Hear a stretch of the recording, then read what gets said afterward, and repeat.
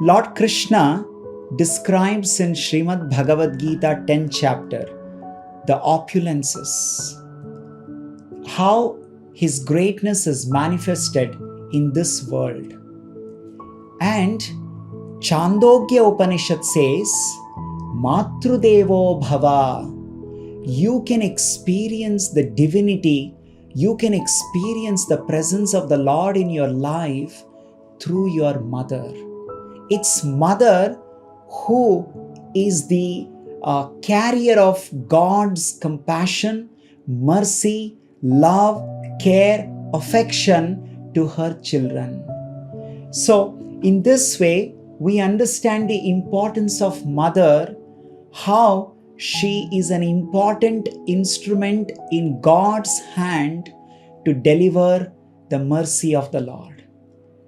In 5th canto of Srimad Bhagavatam, it is mentioned, unless one is qualified, you should not become mother.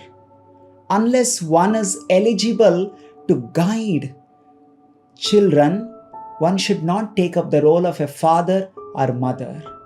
It is that serious position. And the Vedic history is full of such great examples of mothers, how they guided their children towards Supreme Lord Krishna and became celebrated as glorious mothers. Today, we are going to discuss about one of such great examples from the Vedic history. And this glorious mother name is Suniti, and this is from 4th canto Srimad Bhagavatam. There is a story, or there is this description of Dhruva Maharaj, who was great grandson of Lord Brahma. He was a son of King Uttanapada, and his mother was Suniti. Suniti was the first wife of King Uttanapada. Uttanapada also had another wife called Suruchi. Once, Dhruva Maharaj, he wanted to sit on the lap of his father. When he entered the palace, he saw that his step-brother, the Suruchi's son, was sitting on the lap of his father and having the affectionate exchange with his father.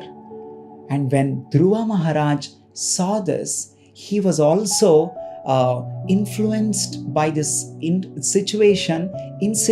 He also wanted to sit on the father's lap and wanted to enjoy his father Uttanapada's affection. So he immediately came and sat on the lap of his father and started talking to his father with great affection. And the stepmother Suruchi, who was standing next to Maharaj Uttanapada, when she saw this, she was so angry. Her heart was filled with enviousness towards Maharaj, the small boy Dhruva. And she immediately pushed him away from his Dhruva's father Uttanapada's lap, and she started rebuking Dhruva. She said, "You, Dhruva, you are not qualified. You are not eligible. Don't even dare and try to sit on your father Uttanapada's lap. That place is only meant for my child, my son. In this life, you will not be able to do this. Immediately go away from this place." And Dhruva, being small child, it was too much for him to handle. He was not expecting this. He was hurt. His emotions were hurt. He was feeling humiliated. As small children, they always expect affection and encouragement from elderly people. But Dhruva got completely opposite. And he looked at his father, and father was helpless. Even though Father Uttanapada wanted to help his son Dhruva, but in the presence of his wife Suruchi, and because of his weakness towards his wife Suruchi, He could not say even a word. He was simply helplessly looking at his son Dhruva. And Dhruva, when he realized that he was not going to get any help from his father Uttanapada, he felt even more humiliated. He felt dejected, and with great anger, with so much of grief in his heart, he immediately rushes to his mother Suniti. Suniti is the glorious mother that Srimad Bhagavatam talks about. Why she is celebrated as glorious mother? Let's discover from what happened. When Maharaj Dhruva comes to his mother Suniti and narrates the whole incident, by hearing that incident, the mother Suniti becomes very upset and her heart is filled with pain, knowing what her son went through. But even though her heart was filled with grief and pain, she started to empathize with her son Dhruva. Yesterday we were discussing another glorious mother Sumitra, how she was counseling and pacifying Kausalya for her son Ram, leaving her in Ayodhya and going to forest. Today also we see this great quality of empathy in Mother Suniti's life. She was empathizing with Maharaj Dhruva, the small boy Dhruva, who was 5 years old at that time, and she was trying to understand his feelings and emotions, and she was giving him some kind of a confidence. That is the quality that Suniti exhibited, the quality of being empathetic, trying to understand the feelings and emotions of the small boy Dhruva. Dhruva was hurt. Dhruva was crying. Dhruva was going through so much of grief, and mother was understanding those feelings and pacifying him. And the second quality that Suniti exhibited was, after hearing this incident, she was not finding any fault with either her husband Uttanapada or her co-sister Suruchi. Sometimes what happens in our life, when somebody insults, when somebody do injustice, we become so upset and we start finding fault and we start complaining. She was not complaining. Suniti did not complain. Even though I am the first wife, my husband has not given me these rights. My son did not get these rights to sit on the lap and enjoy the father's affection and kingdom. She was not complaining. You see this, it is said there are 3 cancers: comparison, competition, and complaining. These are negative attitude. They won't help you in any way. And Suniti knew this very well. She was not at all complaining. She was not finding any fault either with Suruchi for that harsh behavior, nor with her husband for not helping Dhruva. What she did? She was focusing on the positive side of what happened. Actually, the glorious mothers are those who do not complain, who do not hold any grudge in their heart.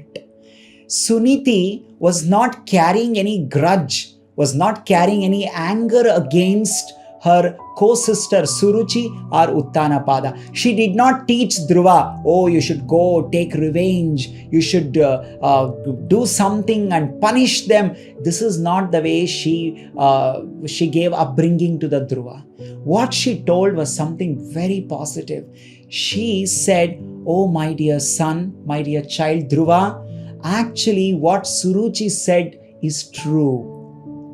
If you want to enjoy the kingdom of your fathers, you need the blessings of the Supreme Lord. It is only by the blessings of the Supreme Lord you will be able to fulfill your desire. In fact, Dhruva Maharaj was so insulted. He was feeling he was insulted and humiliated. He came to his mother and said, my dear mother, I know that my stepmother told me that I'm not eligible to sit on my father's lap. What to speak of ruling this father's kingdom? So I want to get a bigger kingdom than my father. I want to get bigger and bigger kingdom. So when Mother Suniti heard this, she said, she saw the positive. Yes, you see what your stepmother Suruchi told, that is very much possible. You can get it. But only when Supreme Lord Krishna blesses you. See, she did not teach revenge attitude in the heart of Dhruva Maharaj. She said, yes, what she said, you must do it. It is possible. And in this way, she did not create one villain out of Dhruva Maharaj, but she eventually created a hero, a great hero out of this incidents. This is the positive mentality of Suniti. She was not focusing on what went wrong. She was focusing on solution. So the great quality of Mother Suniti is she was not focused on problem. She was focusing on a solution. So she said, my dear Dhruva Maharaj, you must now approach to the Supreme Lord and seek His blessings. If the Supreme Lord blesses, because by the blessings of the Supreme Lord, your father has got this kingdom. And now if you want a bigger kingdom than your father, then you require the blessings of the Supreme Lord. In this way, she gave solution to her son Dhruva. She was not focusing on a problem and making a problem bigger and bigger and complaining, crying and having revenge in her heart and teaching the same revenge attitude to Dhruva. No. She actually taught the positive attitude. She taught how to be focused on the solution. Don't cry over what went wrong and who treated you how. Basically, she did not teach a victim mentality to her son Dhruva Maharaj. She was focusing on what can we do, what is in our control. She was not thinking what is not in our control and cry. She said, yes, it is very much in our control. It is very much possible for us to go and approach and take the shelter of the Supreme Lord. That is very much possible. So what is possible within our capacity, we must do that. And that's what this glorious Mother Suniti taught her son Dhruva Maharaj. So in every situation, there is something which is beyond our control. There is something within our control. How Dhruva's stepmother Suniti behaves, how she treats Dhruva is something beyond the control of Dhruva and Suniti. But what is in our control is that we can always go to Supreme Lord and pray to the Supreme Lord. In this way, we can achieve what we want to achieve by using what is within our capacity, what is within our control. So the glorious mother will always teach the son how to focus on what is within our capacity. That's called cooperation spirit. That is not at all competition. That is not at all comparison. You see, when you compare, if you compare yourself, your child with somebody else, then you are actually diverting what is not in our capacity, what is not in our control. And in this way, the child will only going to get discouraged. It is not going to get encouraged in any manner. Oh, somebody achieved this. Oh, somebody did that. Why don't you do this? No, what somebody else do, what somebody else achieve, maybe not in our control.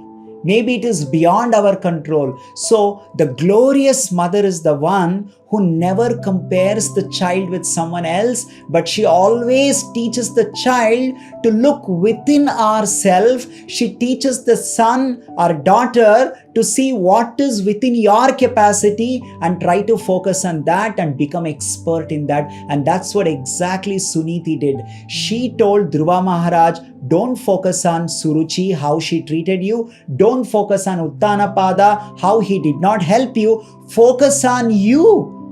Focus on what can you do. And what can you do? You can approach the Supreme Lord, and that is very much possible. And this is called responsible behavior. Suniti this great glorious mother, she taught how to be responsible. She made Dhruva, a small boy, to handle the whole situation, not in a victim mentality manner. In fact, she made Dhruva Maharaj think in a responsible manner. Yes, I can do something about this situation, not just sit and complain and compare. So what she said to Maharaj, the small boy Dhruva, is something very, very important. As I already told, Srimad Bhagavatam says, you should become father, you should become mother, you should become spiritual master only when you can guide your children or your disciples towards the Supreme Lord. When we can guide our dependents to the Supreme Lord, then you're fulfilling your real responsibility of being father and mother. In this case, Suniti, when Dhruva approached her, she told him that you must now go to the Supreme Lord. I remember in my childhood, whenever there were some problems, my mother would always tell me, please go to God, please go to Krishna and please pray to him. I'm sure in our country, in this glorious country, Bharata Bhumi, in this India, many millions of mothers, all of our mothers would have told the same. That they would have told all of us, go to temple, pray to God, please communicate your problems to God, seek his blessings, and before any good work or any, before we go to write exams or we take up any challenge in our life, all of our mothers generally teach us to seek the blessings of the Lord. So this is the real responsibility of a mother that Suniti exhibited, that to guide the children towards Krishna, guide child to Narayana, and then you become glorious mother.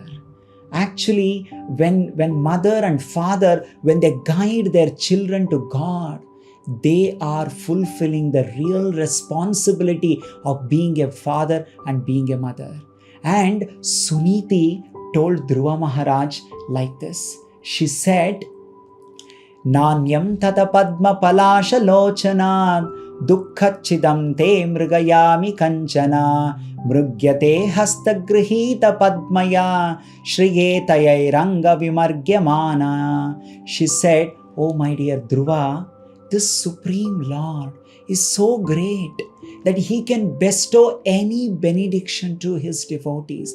In fact, Lakshmi Devi, she is eagerly waiting to do some seva to Narayana, to Lord Krishna. It is only by approaching Krishna, Narayana, you can actually achieve your desire. So please go, take the shelter of the Supreme Lord and please take his blessing to achieve. You see, the glorious mother is the one who gives this kind of an instruction, who tells that we must approach Krishna in our life. And then Suniti told Dhruva Maharaj, you can see this verse on your screen, she in fact glorified the Supreme Lord. Yasyangri padmam paricharya vishva vibhavanayatta gunabhipatte ajo. She said, adhyatishtat khalu parameshthyam padma jitatma Shvasanu Abhivandyam. She said that Supreme Lord, whose lotus feet is worshipped throughout this universe by great people, even by Lord Brahma. It is by the blessings of Supreme Lord that even Lord Brahma is able to control the whole world. So it is only Supreme Lord Krishna who can make you a king of this world. So please approach him. And in this way, she instructed Dhruva Maharaj to go and seek Krishna's shelter to fulfill his desire. And this is how she guided. And she encouraged. She did not say, you're a very small boy, it is not possible for you, your desire is too much. No, she was never discouraging. She encouraged, and this is one good quality that we can see in all of our mothers. Our mothers always encouraged us, even though outsiders would have told, oh, this is not possible for you, you're too small, and all those discouraging words. But it is our mothers who always gave encouraging words, who gave all types of encouragement in our childhood, even now also. So that is a great quality we must appreciate. We must thank our mothers for always being encouraging in our life. They have encouraged in many tough situations, right? Like Suniti encouraged Dhruva Maharaj, even though he's too small, but still she's encouraging him. And then what she did was something very inspiring. Dhruva Maharaj, when he said, okay, my dear mother, where is Supreme Lord Krishna? Because you told me I must go and pray to him. Where is he? Then she said, I have heard from great people, I've heard from great sages that Supreme Lord Narayana is found in the forest. So maybe you can go there and find him. So another interesting thing about glorious mother is she never stops her children from going and approaching the Supreme Lord and going and taking shelter of the Supreme Lord. And the glorious mother will never stop. Oh, you have to go to forest, better don't go, you be here only. No, if it requires for her son to go and do tapasya, to go and take up some difficulties to seek the shelter of the Supreme Lord, the mother will always encourage, because without pain there is no gain. No pain, no gain. And this glorious mother Suniti knows this. So she loves her child Dhruva, and now Dhruva is going to forest, and Suniti is encouraging her son to go to the forest so that he can pray, worship, and finally realize the Supreme Lord Krishna in his life. So the glorious mother is always encouraging in the sons or in their children's spiritual path. I know there are many parents who come to temple who are so encouraging. They personally bring their son and daughter, or sometimes both, to the temple, and they call and they inquire when is the next trip, when are the next program. In fact, they also come to the temple. So they want their children to chant Hare Krishna mantra. They are all glorious parents. They're all so great. In fact, Srila Prabhupada, in his biography we can read, there were two great devotees called Brahmananda Prabhu and Gargamuni. They were brothers and they became devotees in Hare Krishna movement. And Prabhupada, he was so happy about these two devotees. And once the mother of Brahmananda Prabhu and Gargamuni came to see her children, and Prabhupada immediately told Gargamuni and Brahmananda Prabhus, please immediately fall, touch the feet of your mother. She is glorious. She's so great.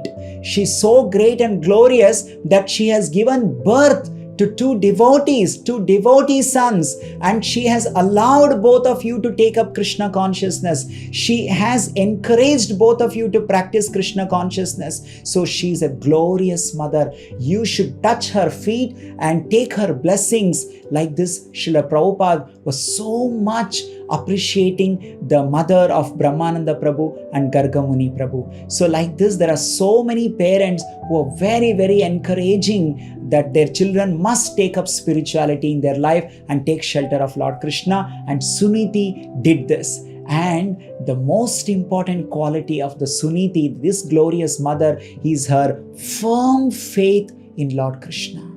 She had full faith in Lord Krishna, that Krishna is the Supreme Lord. It is Krishna who can protect her son Dhruva. It is Krishna who can fulfill the desire of her son Dhruva. She did not have any doubt. This is very important, because children learn everything from their mother. And when mother has unflinching faith in the Supreme Lord, even the children also develop the same unflinching faith in the Supreme Lord. So because of the Suniti's faith, Dhruva Maharaj also developed faith and went to forest, and he did great tapasya. And as we all know how great Dhruva Maharaj, later in 6 months, he made the Supreme Lord appear before him.